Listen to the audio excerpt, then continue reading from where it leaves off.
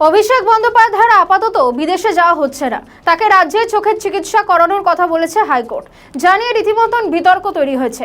এই প্রসঙ্গে অধীর রঞ্জন চৌধুরী বলেন, কে কোথায় চিকিৎসা করাবে তা আদালত ঠিক করে দিতে পারে না। আমি আদালতকে সম্মান জানিয়েই বলছি। আরো কি বলেছেন শুনুন।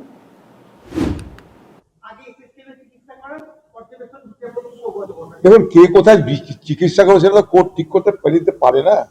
আমার এগুলো কতগুলো ফান্ডামেন্টাল প্রশ্ন। আমার স্বাধীনতা আছে, আমি কোথায় চিকিৎসা করাবো সেটা কোর্ট ঠিক করে দিতে পারে বলে আমার জানা নাই। আমি কোর্টকে সম্মান করে বলছি কথাটা।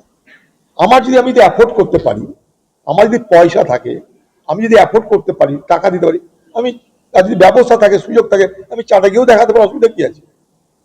আমার কাছে একটু অদ্ভুত লাগছে ব্যাপারগুলো। মানে কোর্টকে সম্মান দিয়ে কথাটা বলছি, কিন্তু মানে আমার তো সে স্বাধীনতা আছে। কোথায় আমি ডাক্তার দেখাবো, কার কাছে দেখাবো, সে স্বাধীনতা কি আমার নেই? দেশে দেখাবো না বিদেশে দেখাবো, সেই স্বাধীনতা কি নেই? এই ডাক্তার দেখাবো না সেই ডাক্তার দেখাবো, সেই স্বাধীনতা কি নেই? এই বাংলায় স্বাস্থ্য ব্যবস্থা ভেঙে পড়েছে, আজ থেকে নয়। স্বাস্থ্য ব্যবস্থা ভেঙে পড়ার কারণে এই বাংলার মানুষ চিকিৎসার জন্য সবাই দক্ষিণ ভারতে যায়। খোঁজ দেখুন আপনারা, জমি জায়গা সোনা দানা বিক্রি করে সব দক্ষিণ ভারতে যায়।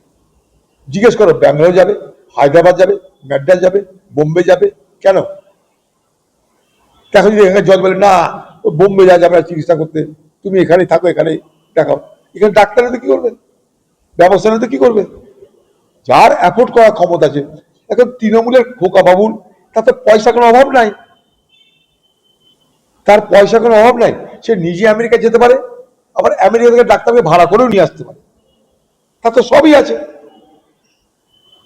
সে যা করে করবে, কোর্ট যা করে করবে, আমাদের বলার কি আছে?